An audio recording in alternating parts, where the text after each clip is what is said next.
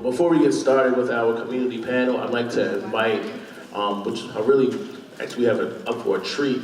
I've heard these young people a couple of times in different places, but definitely would like to invite the young people from More Baltimore to come up and to kind of bless us with a little spoken word today.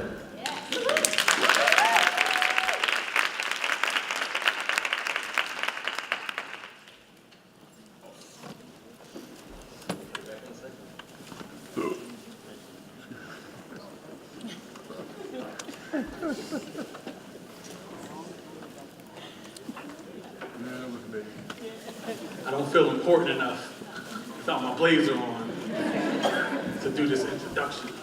How's everybody doing? So my name is Slangston Hughes. I'm the artistic director for More Baltimore. We are a literary organization who uses poetry and art as a catalyst for bringing social justice and awareness to the community by training young people to write about the things that are going on in their lives and in their community, and then they become change agents inside the community. So we're in high schools, middle schools, youth prisons, churches, bar mitzvahs, colleges, all over the place, all around the city, and then we also do a national tour every year, and we compete in an international youth poetry competition that in 2016, Baltimore was the world champions.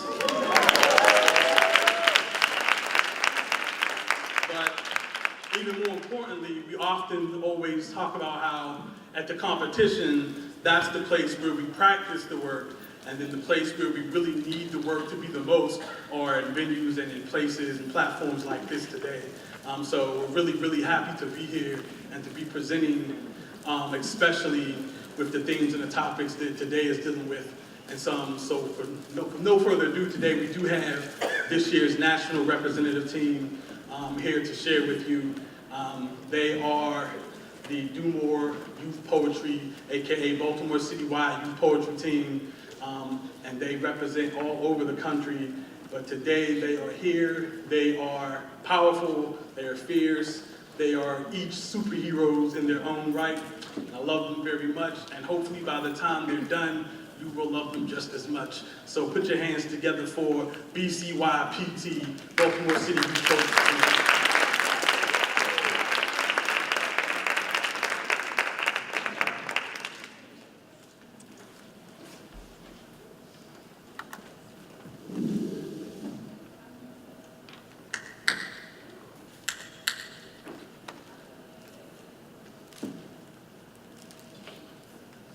When you run out of literary devices to call out the depression. As I stand here, trying to put pen to paper to produce poem, trying to give voice to the most dormant feelings I see a suicide note. I see a death piece. I see imagery. Like my thoughts are using that closet to turn my wrist into waterfall, make a Red Sea of biblical proportions. I see a simile, like me trying to cut myself, to make a permanent mark like my dad never did. I see a metaphor-sized anvil, trying to crush me under the weight of my own sadness. I've been trying to use English as a way to heal, but self-destruction is a language I can't translate. Well, this is the personification of the antidepressants I've been taking. Swallowing my happiness along with it. Watch it juggle my life force. Watch it choke the life out of me. Watch it turn my happiness into a show. All this to say, there is no difference between my performances and my funeral. My rhyme scheme could paint my own crime scene. That's why you'll find me in between the pages crying. My coach Jacob tells me. More people have a fear of stage frights than a fear of dying, meaning more people would rather be in the coffin than giving the eulogy. Maybe he isn't willing to admit to the dead society we poets live in. The truth is the most depressing story ever told. It's why we must be reborn after every performance, because to be poet is to be phoenix. You gotta be reborn from the ashes after you set fire to this stage, after you set fire to that turmoil. A remix to what my other coach Slangston Hughes once said, poems won't make you matter. Poems are matter. Like physics, like a great poem to save a girl's life and stuff. You can't be a poet and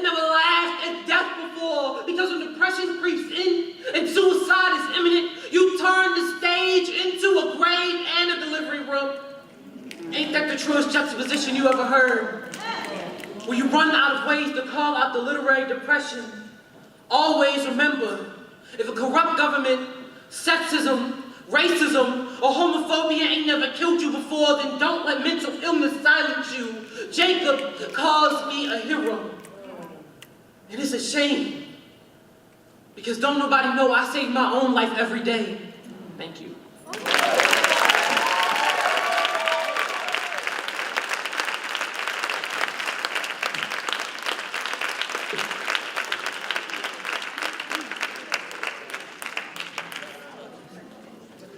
Hello, hello, hello. How are you? So, like Slangston said, I am part of B-CIITY, but I'm going to be showing you poetry etiquette. So, once a poet is on the stage, please do not speak or talk or anything like that. Just, give us our full attention. We give you the same back. We feed off you guys' energy. So if y'all give us some energy, you're gonna get a wonderful show. Okay. All right, so one thing that we love is when you snap. Can everybody snap? Oh, that sounds beautiful. That's lovely. If you can't snap, just jingle your keys. That's what I do. If you can't snap, jingle your keys. But when you got the oohs, if you hear something dope, then say ooh for me. Ooh. Ooh, that's cute. Like, say you just, it's like Thanksgiving, mama brought out that pie. You're just like, there we go. Who said, there we go. So the oohs, ahs, that's all you gotta do. And yeah, just don't talk, but you can snap whenever you hear an amazing line, make sounds, so on and so forth. So I'm gonna do my poem, because I know y'all tired of me talking. Okay.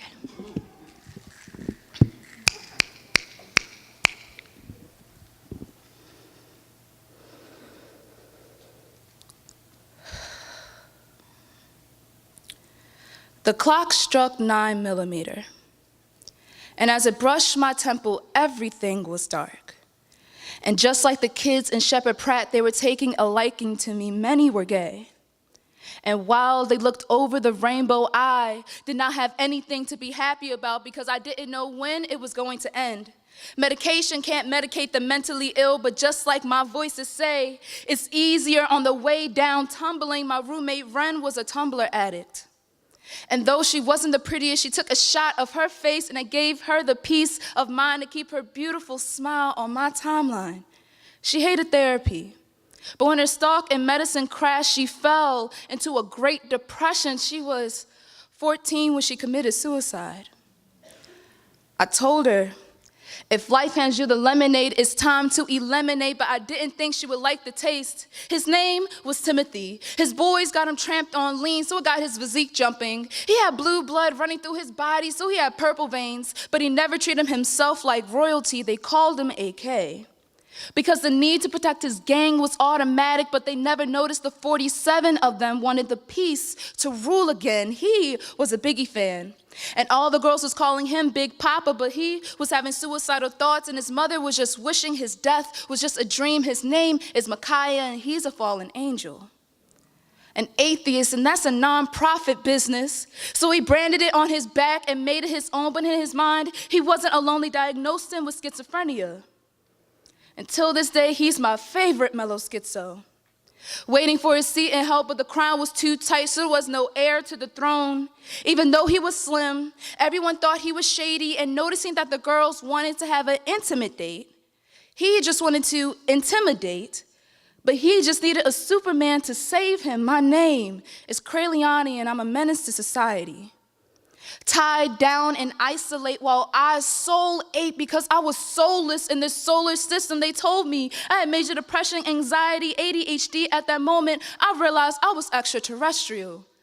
Because I had extra stress and the need to rest was real. They told me to reach for the stars, but I am moonwalking. The darkness became my best friend till my ex told me he wanted me to raise his son.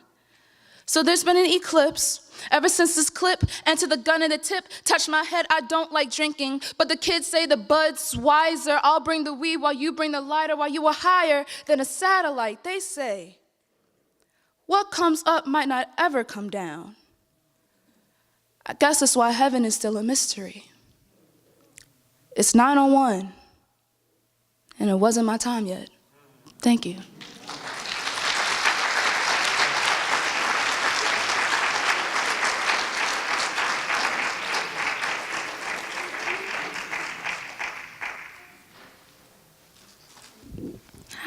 Hi, my name is Kima. I'm also with Do More Poetry. So I'm gonna do my poem now. Can everybody hear me? Yeah. Am I good? Okay. In this story, I am the hero, always ready to fight the evils from my loved one's life, but never my own. I think I remind myself most of Bruce Wayne. See, we root for ceasefire like we wouldn't put a bullet to our skulls so that I could end the endless nights of playing Dark Knight. Sorry, can I start over for y'all?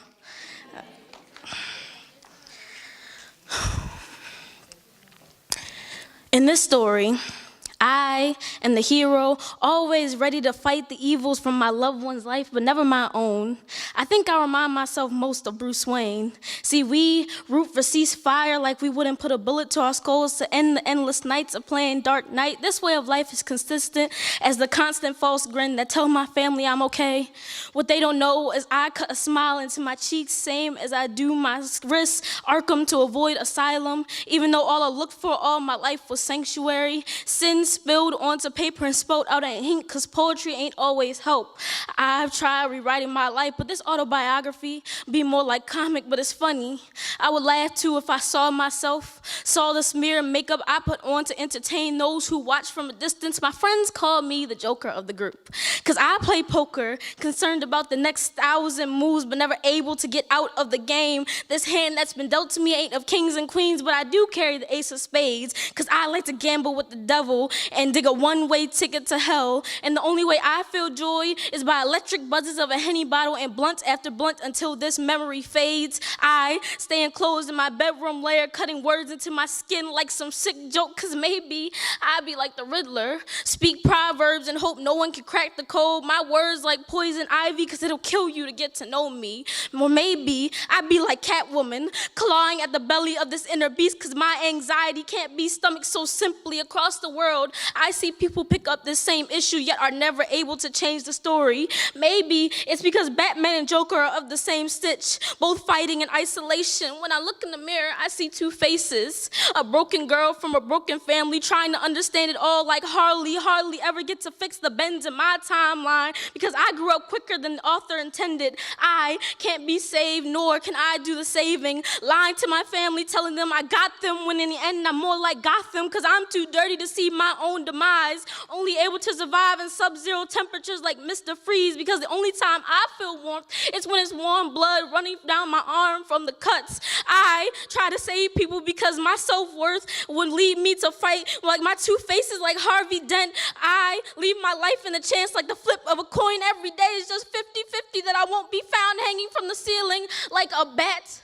The weight of the world is on my shoulders because my enemies call me weak, just wanting me to join the Suicide Squad. What they don't know is that these characters were the best ever created in existence, but they only got this way in a moment because it takes one bad day to drive a normal person insane. Thank you.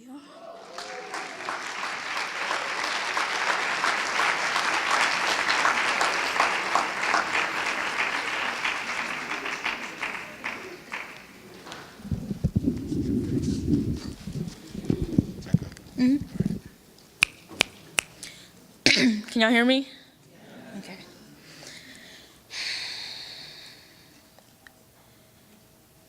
Growing up ugly, you begin to turn any compliment into an irrational equation, equating to a lie. Can't co-sign something nice about yourself without going off on a tangent in your own head. Call that a surefire sign that self-doubt grows like trigonometry. If you divide every flaw out, there's barely a remainder to factor back in and add the gap between my top and bottom teeth to a little extra baby fat minus the amount of eyebrow hairs that I should have. You'll find me parallel to the mirror with a negative expression, thinking I must be an obtuse girl before I ever think I'll be a cute one. I thought I could make up for my lack of makeup at lunch. How many times tables became parentheses around the world I wanted to live in? I was trapped next to an inequality symbol. Ironically, the only things I was secure about were my insecurities. Growing up ugly, there was no point in talking to someone shaped like a circle, so I tried being the funny one, like, why was 6 afraid of 7? Because 7, 8, 9. But what do you do when you think you look like you 8, 7, and 8 to 8th grade me? Pi was always infinite. Pi was always nearby when nobody else was. Ain't it funny that love can't handle love handles? Like there's not enough space, like too many numbers trying to fit inside the screen on a calculator or a scale.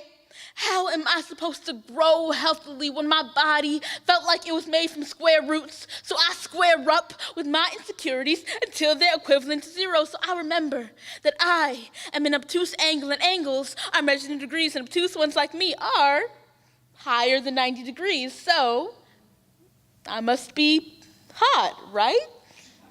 I was never high in Fahrenheit, but at least I'm high in Fahrenheit. Let me be irrationally hot. You'll find me parallel to the mirror with a positive expression staring at the asymptote on that cute mother function. Let me be irrationally hot. Let me make a calculator overheat in my hands. Love can't handle love handles, right?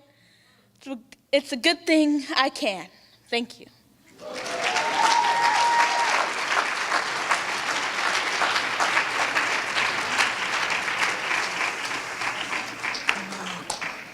Amago.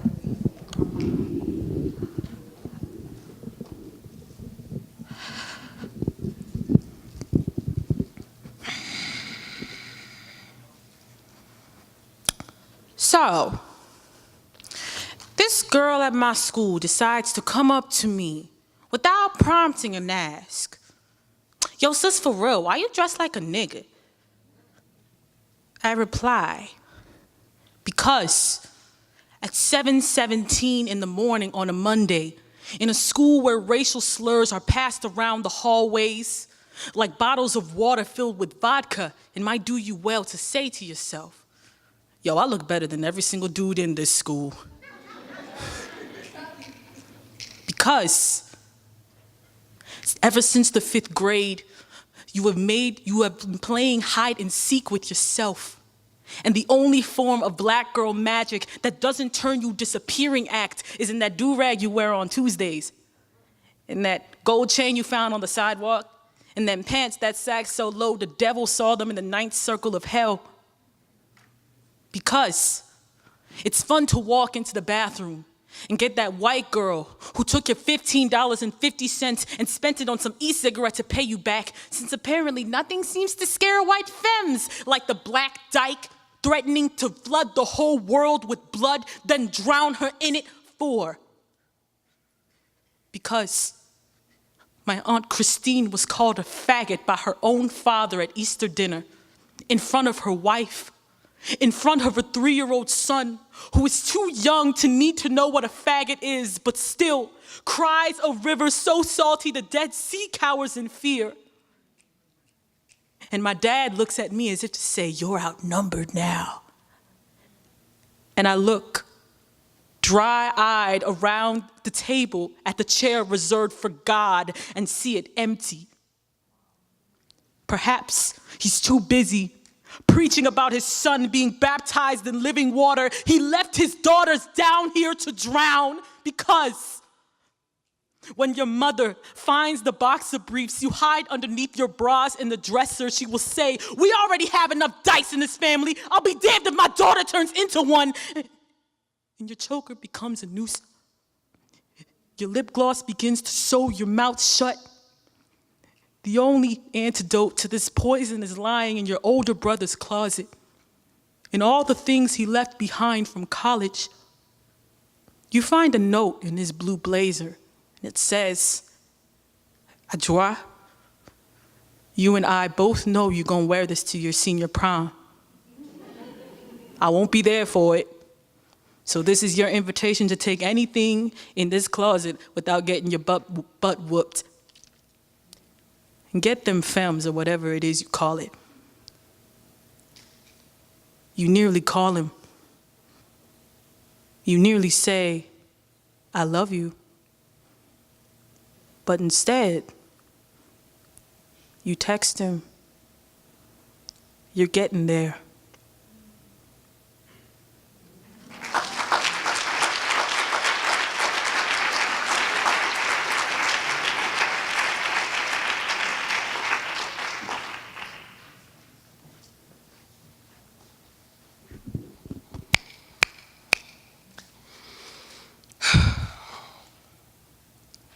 A list of things I'd rather do than talk to my mother about mental illness.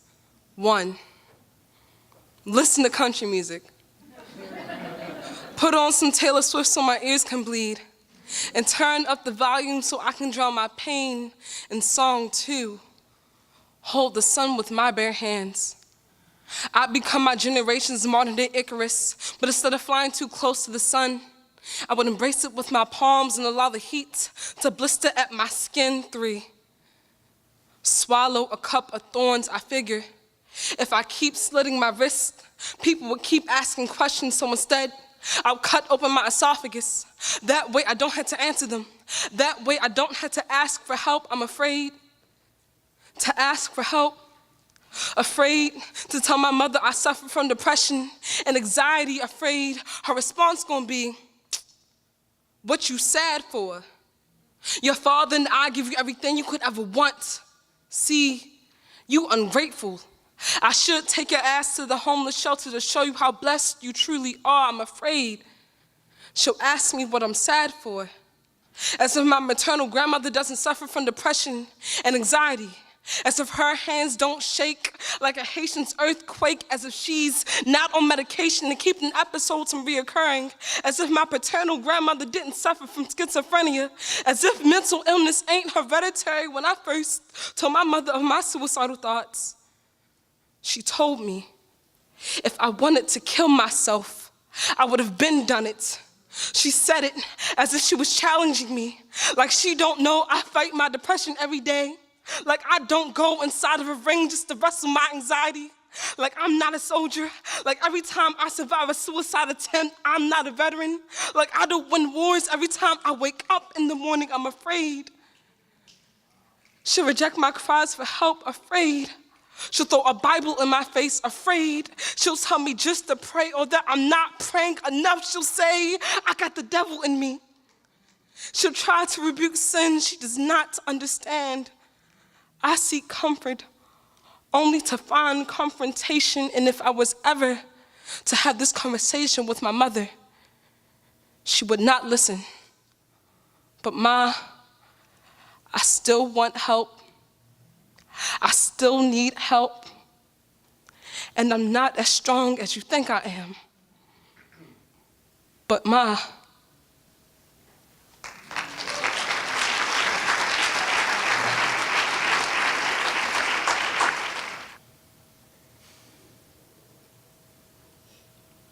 fatherhood left my mother pregnant with absence.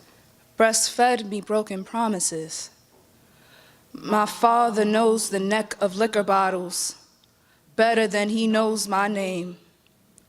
My father loves his spirits, just like he loves being one in my life. But now, poetry has been the best father since the biological one left. Having an addict for a father and a soldier for a mother, the war on drugs will happen on my homeland. While she shot up people, he shot up himself, and I'm the one left for dead. Having a coffin for a mother and a criminal for a sperm donor. You learn to live outside the box. You become so numb, like a robot, but how do you explain to the world that you have a broken motherboard? And then poetry came and raised me from my broken home. Words became magical. Maybe that's why they call it spelling. Through this American horror story, we coveted our pain, but poetry taught us to drop houses on our sorrows, meaning we used to live in our depression. Now we fight it. Boxed out my black out for the title champion. All the times he told me I wasn't man enough, blamed the women in my life for my female traits. He talked with his fists, but got mad when I talk with my hands. Only appears to appease, becomes a vanishing act when it's time to raise. Never taught me how to fight, so I got jumped. More times the amount of times I prayed for you to save me. Changed my praying hands into fists. Became my own guardian angel when you had no more to give. Dad, you are no savior. You just think you're God. That's why we can't see or hear you. And our families forces us to praise you. I remember when my mother died. I couldn't tell which was more cold, my mother's body or my father's shoulder. I just didn't want to lose all this joy in the morning, but And there's always a but. Poetry taught me commas in place of periods, taught me resilience in place of suicide, taught me metaphors in place of self-mutilation. And isn't that what it means to be a father? When I slam, I'm not doing it for the points, I'm doing it for all the love. I remember when I wrote my depression poem. 4 people told me I gave them the strength to finish theirs. I remember after me and Mecca performed our abortion poem. Our tears and smiles was all I needed.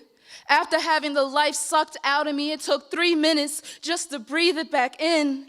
Meaning, we were fatherless, but now our poetry family raises us. If it takes a village, then I got that. Fatherhood left my mother pregnant with absence, breastfed me broken promises. But what's a deadbeat dad to a self-love poem?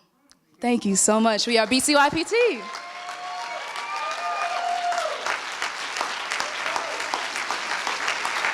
How folks like to go outside of places to look for experts, but in the work that we're doing with B-CIITY and ReCast, we believe that the experts are right there in the community. So why do we need to go outside looking for people when there are folks just like these awesome people on the panel who are doing this work every single day?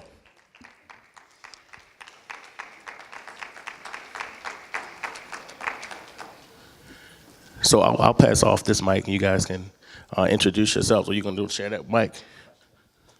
Whoa. Okay, cool. So I'll hold this mic will be the question mic, and that mic will be the mic that you guys share. If you guys wanna just take about 2 minutes to introduce yourself and just kind of talk about what you guys are doing, and I definitely wanted to start with Ms. Powell. Thank you. Hello, family. My name is Margaret Powell. I am a retired teacher at Matthew Henson Elementary School, but I go there every day. Good job. And that's it. I'm a mother and a grandmother, and that's me. Hello, how's everyone doing? Good, good. My name is Candice Chance. I am a resident of Druid Heights. I'm also the board chair of B-CIITY, Baltimore City Intergenerational Initiative for Trauma in Youth. Say that quickly 5 times. I'm also a strategic planner, consultant, and I also do organizational development. Greetings again. My name is Slangston Hughes, AKA Victor Franz Rogers II. I originally came to this planet in 1982. I'm not originally from here, but I'm the artistic director for Do More Baltimore and the program manager for the Baltimore City Youth Poetry Team, as well as the manager for the Baltimore City newly appointed Youth Poet Laureate, who has an actual official position with Catherine Pugh in the mayor's office, Marin Wright Kerr, aka Lovey right there, you saw earlier. And yeah, I do things with words and stuff. Cool, thank you. So, Ms. Powell, if you would, oh, you have a PowerPoint. Oh, I didn't know, thank you. Do you need me to work it for you? You got it? Okay. I think children need to see, especially elementary school. So let me also say that Head Start and pre-K are so important. They are so important. And so I believe that my elementary school years were the best years, some of the best years of my life. I knew that my teachers loved me, and so I think that's important. Saw teachers in the community. And so when I decided to switch from a college administrator and teach in Baltimore City schools, I decided to move back into the community where I was going to teach. So I remember, I'm just going to say, I remember this dress that my mother made for me in kindergarten. It was orange. It was starched very nicely, and I just remember that. One of my college degrees is up there, and in the bottom left-hand corner is my report card from kindergarten, but I'll talk to you about that later. This is my connection. These are my parents in my classroom. And at different times, my father had been in my classroom when I taught at Matthew Henson, and my mother. But this is the first time that all 3 of us were in the classroom at the same time. And we just talk about connectedness. And my whole presentation is about connectedness and how we love each other is just really important. That speaks for itself. When an elder dies, the library burns to the ground. So my thing about connectedness is we have to have respect between generations, and that's working toward that. Now, this is for everybody. We must be about the business of liberating the minds of Black children. In order for that to occur, the minds of all Blacks who interact with them must also be liberated. There is no other way. And so this is from Frantz Fanon. This is probably the last slide that I'll read. The unpreparedness of the educated classes, the lack of practical links between them and the mass of the people, their laziness, and let it be said, their cowardice at the decisive moment of the struggle will give rise to tragic mishaps. The unpreparedness of the educated classes. So in terms of building relationships with students and with families, this is a Adinkra symbol. It's called the Fihankra, and it means a place that is safe. So not only do students need to feel safe around you or in your classroom, families need to feel safe as well. That's apples. When you talk about giving apples to the teacher, you know, we should talk about giving apples to the students too. This one I just kept because it matched the apples, but it's about diabetes and health. So I think that once we are able to have our students understand that our history did not begin with our enslavement here. So before they called us, who was the sister here said, should she know this? One of the sisters, should she know this art? And I'm saying, yes, she should know that. And so we did these things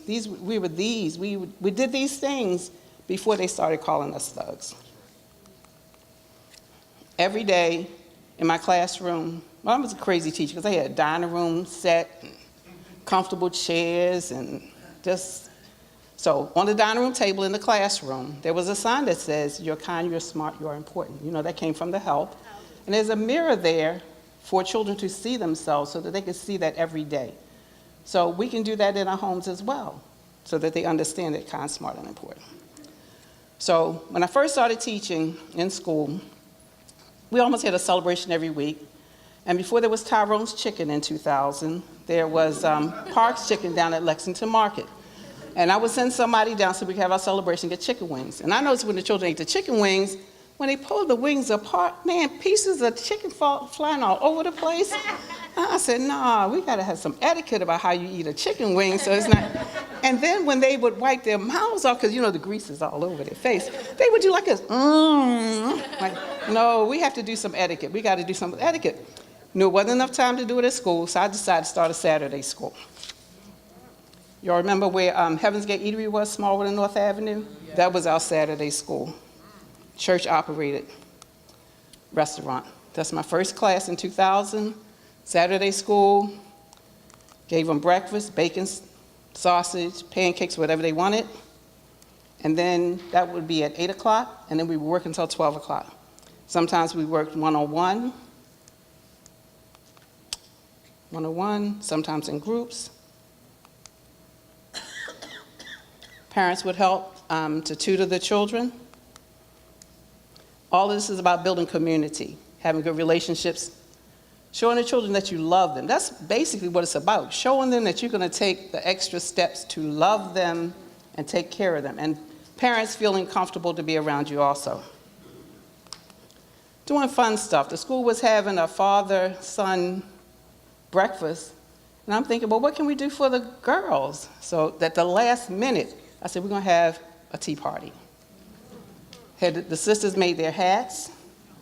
We had tea in the classroom, because that's a part of learning too. And everything is a teachable moment, everything.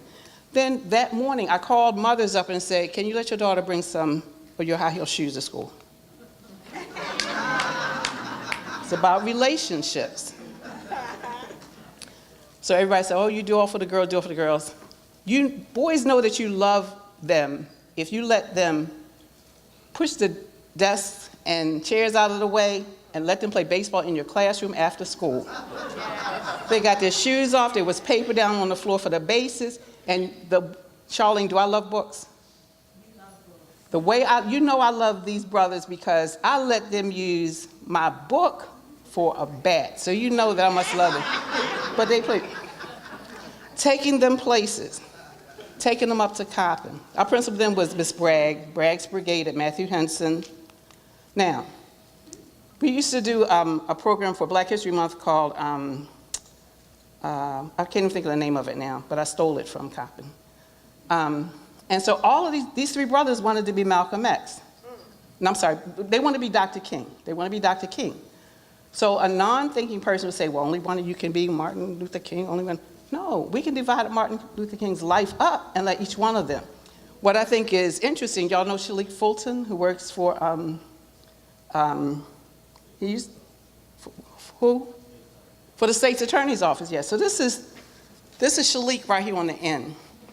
And I think, so this brother travels the world, the one that's all the way over there. The one in the middle has his own business. Shalik got the Wakanda Forever. That's Shalik. It's about relationships. So we're taking students to see Dr. Grabowski here at a book signing. And people said, oh, you don't take children to see Dr. Grabowski. He's going to talk over their heads, and he's going to do this and do that. Nah, you need to have students around people like Dr. Grabowski. We got there early. We sat on the front row.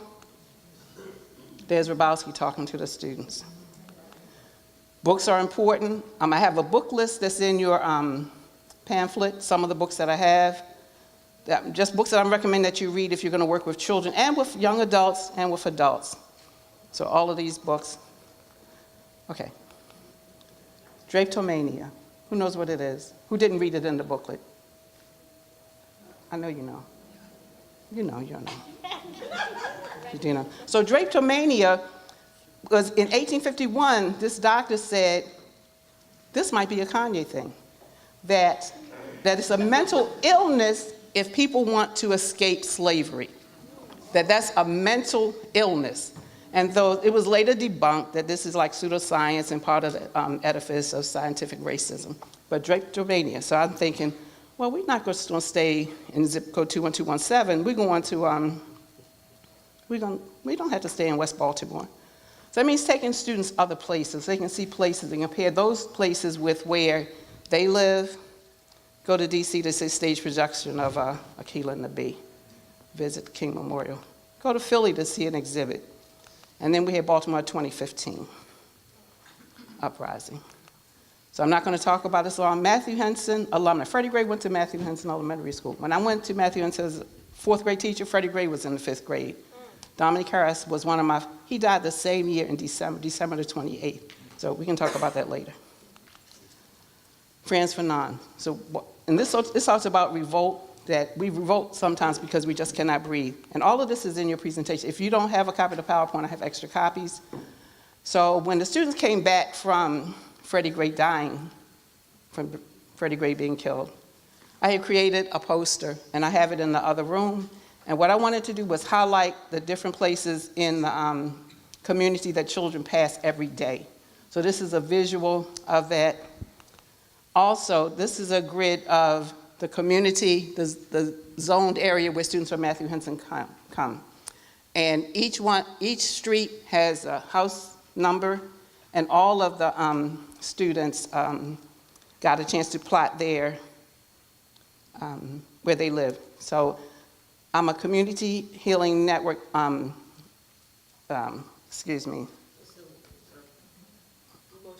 emotional emancipation facilitator.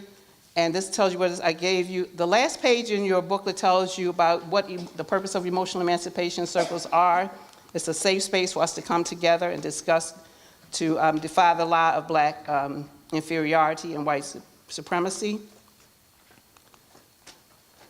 And so part of that is about breathing and mindfulness, taking students to places where, you all know somebody who lives in Charlestown Retirement Community.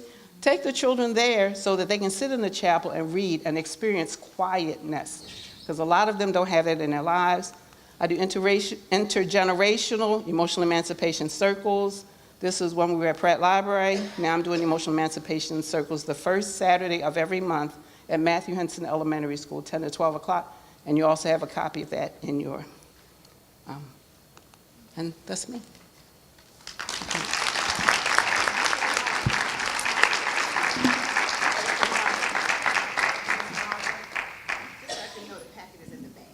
Yes, everybody should have this in your bag, including a reading list. If you don't have it, I have some at the table. I'll give it to you after the fact. But everybody should have one of these in there. Thank you. Okay. Thanks, Ms. Powell. So I'm just going to talk to y'all. That's okay. Is that good? We all good with that? So I am not a neurologist. I'm not a psychologist. But what I do know, I've done some research in the work that I do in organizational behavior and what motivates people.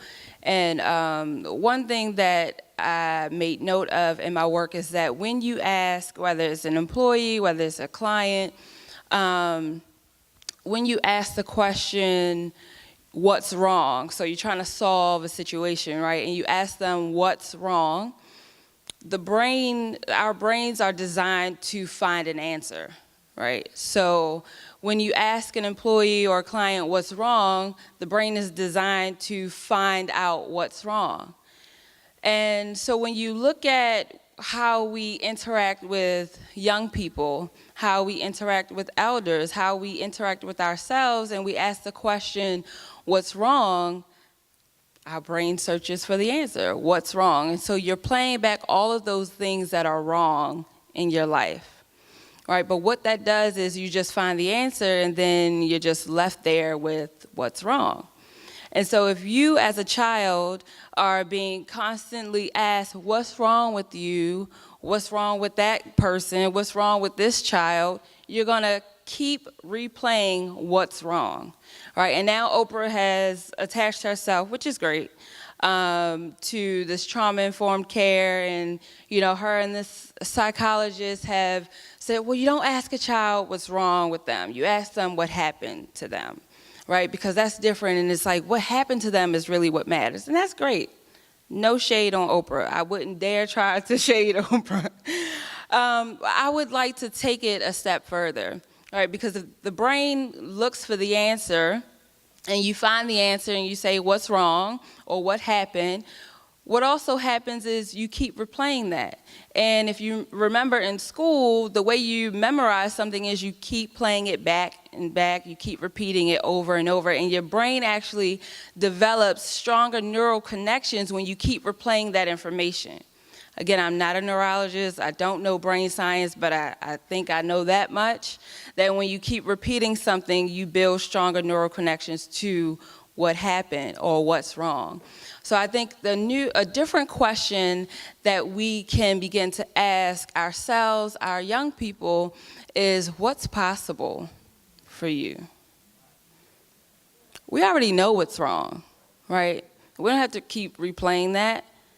We already know what happened. We don't have to keep replaying that. And that's not to put a carpet over like things that have happened that need to be surfaced up. I'm not saying that. But what I'm saying is what we can move into is what's possible. And when you ask that question, the brain now has to create new neural networks to what is possible in your life. Right? The brain has to now search for things that it hasn't searched for before to determine what is possible in my life and for my future. And so what we're doing with B-CIITY is we're looking at what is possible for Sandtown Winchester, what is possible for Upton Druid Heights, what is possible for Penn North. And we don't claim to have the answers. We seek the community for the wisdom that is in the community and asking that question of what is possible. We stay in the question, and I think that's important, is that we stay in a space of curiosity of what is possible in our communities. And so we are searching for those things that have worked from our past. from the civil rights movement, et cetera, et cetera, et cetera, what has worked from those movements, and what can be tweaked a little, and what can just be created newly. And so in our work, if you guys don't know about B-CIITY, let me just give a little history. So B-CIITY is a name that the community and stakeholders, we rebranded ourselves as B-CIITY. And I already said the long acronym of what that stands for. So we focus on 3 neighborhoods: Sandtown, Winchester, Upton, Druid Heights, and Penn North. We were awarded $5 million from SAMHSA, which is the Substance Abuse Mental Health Service Administration, a federal agency, over a period of 5 years to do work that, so ReCast is an acronym for resiliency in communities after stress and trauma. And so when the Baltimore City Health Department saw that they released this grant in April 2016, a year after Freddie Gray, Baltimore City Health Department said, okay, we want to apply for this grant. They brought together about seven stakeholders. The Black Mental Health Alliance is one, State's Attorney's Office, Roberta's House, Elevate, University of Maryland School of Social Work. Yep, you guys were the first. I said that, yeah, I made sure I said that first.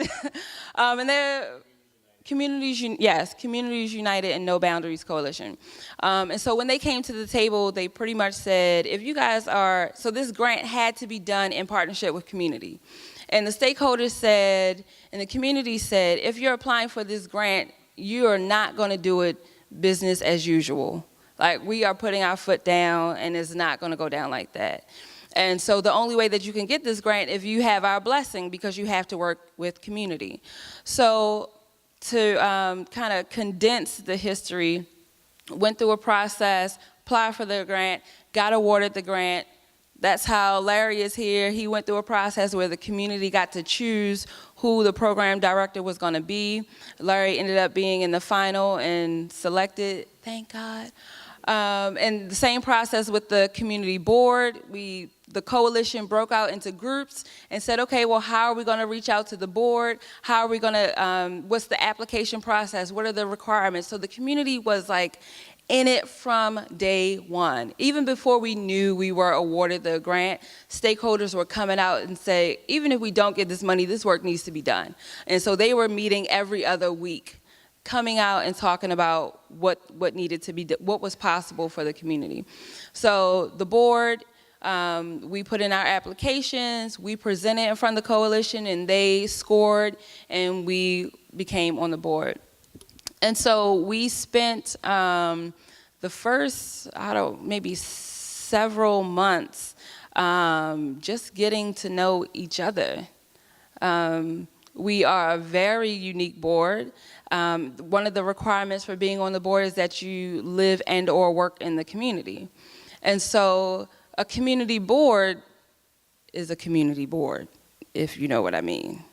So if we're focusing on trauma and youth in the community, then that also means that the people on the board who are of the community are dealing with those same things, right? So now we have to figure out, okay, what's possible for us as a board when we are also dealing with these same things that the community is dealing with, right? So, you know, one board member in 1 week lost 4 of his friends, right? When I go home, I live on McCullough Street. I go home sometimes from work or what have you, and my street is blocked off because somebody is shot. Or I can look out my window, or I did look out my window one morning and had to cancel everything I had for the week because a young man got killed 2 doors away from me, and I can see his body laying on the ground. And so the board is such a different board than any board I've ever been on, because we are dealing with and tackling the issues at the same time. So there's a very different dynamic that you don't typically see on a board. So we've developed this sort of family that we have to check in with each other when we have our board meetings, like, how you doing today? Like, what's going on? Are you okay? I heard so-and-so happened. Like, you know, I saw your daughter on, so, you're like, are you okay? So looking at what's possible in our communities, the board has really had to look at, well, what's possible in my life first? Right, so we started out, okay, let's do all this stuff for the community, and then we quickly halted and said, what's possible for me? Because I got a lot going on, right? Like, I have mental health issues that I need to be reconciled and be healed from. So what's possible for me and my situation? And then now what's possible for the board? And then now what's possible for the coalition? And then now what's possible for the community?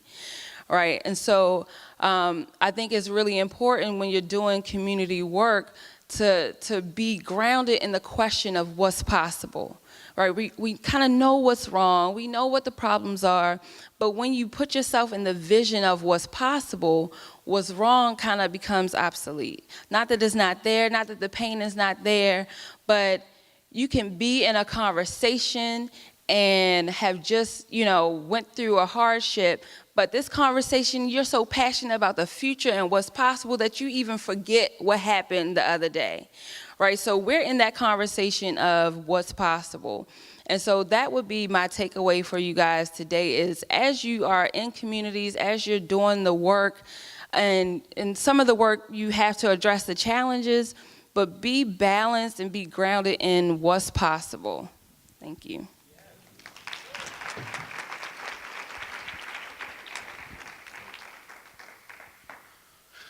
So here's a fun story. So when I was really young, I always had a lot of really severe anger issues, like really bad dysfunctional temper, like horrible anger issues that manifested itself in a lot of really negative and disruptive incidences. And I guess the tipping point came when in 7th grade, I tried to throw the vice principal out the window because he dared me to. Luckily, the window was a little small and he was a little big. And so then early in 9th grade, I had to go through all of these different mental health screenings and stuff. And there were these doctors or trying to be doctors who kind of came to this conclusion that there were certain symptoms that looked like they could manifest themselves into like bipolar type diagnosis, and they were ready to possibly start prescribing medication. And my mother was like, nah, that's not the path we're going down. And I'm grateful for that. And so instead, everything started to process itself through writing. And I had a lot of really strong community members, family members, and teachers around me who saw that, like, okay, there are these anger issues, but there's also this creative aspect that's playing itself out on paper. And so where there wasn't a healthy place to originally process what was happening that was causing the anger, writing became that outlet, because anger is very much a secondary emotion, and there's usually some core element, some cause and effect, some other deeper emotion that's happening that's manifesting itself in anger when you're not able to process what's causing the anger. And so through writing, that process happened. And this was from like age 11 to all the way through high school.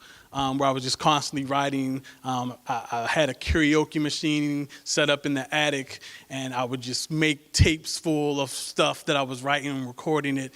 And I'm not a mental health professional.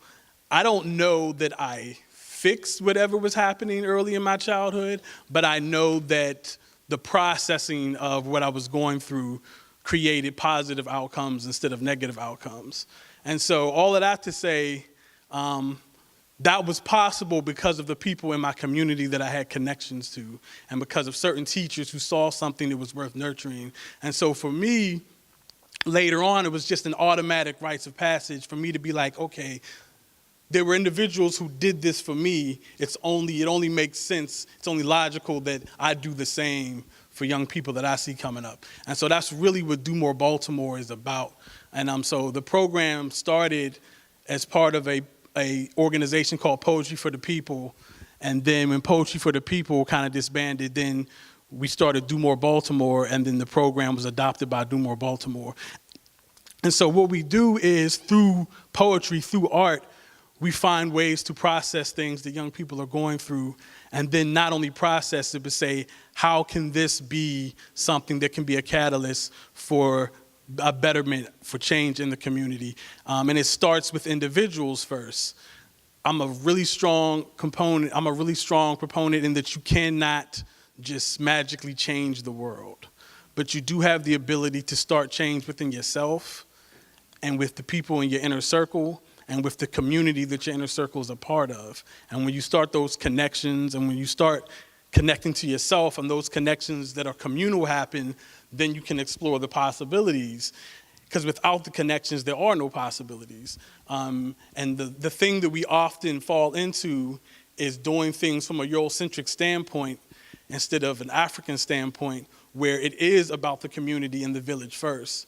And so for Do More, it's about trying to find ways to create those possibilities through the literary arts. And we definitely have found out the hard way a lot of times that we're not mental health professionals, but we can be a resource to start to create ways to process the things that are causing the mental health. And we do a lot of work in trying to make connections between what we're doing and then how can that correlate and how can that connect to people who are mental health professionals, specifically who are Black mental health professionals, to say these are the things that we see coming up in the poetry that's being written. These are the themes and the subjects that are the catalyst for these things being written or real life experiences. And now that these things are actually being processed in a healthy way, what is the next mental health step to take? After they come off stage, what are the resources and the organizations beyond what we do where they can actually make those connections to actually having counseling, to actually having a way to process beyond just writing poetry. Because if you just write the poem and then perform the poem and then keep reliving the trauma without actually moving beyond it, then you're just opening up old wounds. Like we've identified the wounds, how can we start the actual healing process? So yeah, that's, for me, it was identifying what was the process that helped me, and then how can we pass this forward? How can processing lead to connections and possibilities that actually lead to healing and not just rehashing the hurt over and over again? Thanks, everybody. That was awesome. So at this time, if there are any questions from the audience, take those questions now.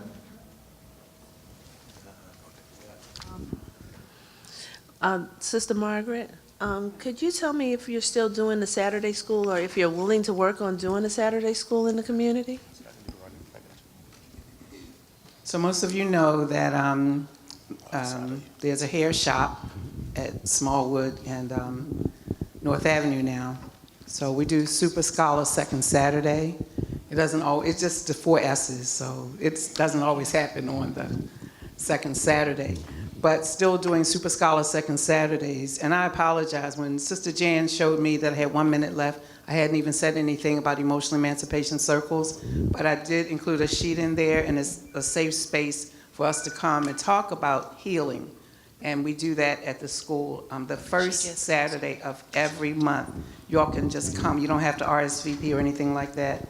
And may I take just 1 minute to talk about Community Healing Network and Association of Black Social Workers work together in terms of this platform. And so there's a goal for 2020 as a vision. And that is, in 2019, we know that that's 400 years since we were brought here. We were kings and queens in Africa. We weren't slaves until we got here. We weren't enslaved until we got here. So that will be the 400th anniversary. And by 2019, we're trying to have at least 2019 facilitators. And emotional emancipation circles happen all over the world. So we want to do that. And then by 2020, we will have all of these people who understand, who write a whole different story about Black people. So yes, we don't do it on, it's not a Saturday school, it's Super Scholar second Saturday, and we go everywhere, so. Thank you.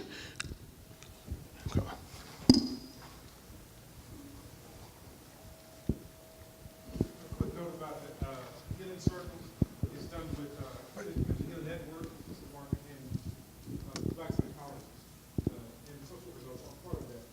But the past president of B-CIITY, so I want to make sure that we got that acknowledgement that B-CIITY acknowledges the work of the healing circle. It's a powerful way to defy the lie, you said, of white inferiority and black inferiority. Yes, my name is Toriano Fisher. I'm with Bon Secours Community Works, and I was wondering, since we do work with a lot of the youth, is there any contact information that we could have so maybe we could get in touch with you guys and have you come out and work with our young people? The last page in my PowerPoint the last slide on the PowerPoint presentation gives my email address and phone number. Y'all can call me anytime. But I do want to say that there are other emotional emancipation circles that are happening in Baltimore. If you just stay tuned to the Black Mental Health Alliance website, and they will be listed there. And then also the ReCast and B-CIITY coalition meeting is the first Wednesday of every month. That meeting is held at the Penn North branch of the Enoch Pratt at the corner of Pennsylvania and North Avenue. And that's another opportunity for folks to come and network and kind of find out what each other is doing. Because one thing we know about Baltimore, the kind of sad thing is that we don't cross streets or turn corners. So a lot of times we don't know what the next person is doing. And you may be doing A and B and I'm doing C and D and we don't even talk, but we're right across the street from one another. So one thing that B-CIITY is really trying to do is really break down those silos that are keeping us from one another to take care of each other.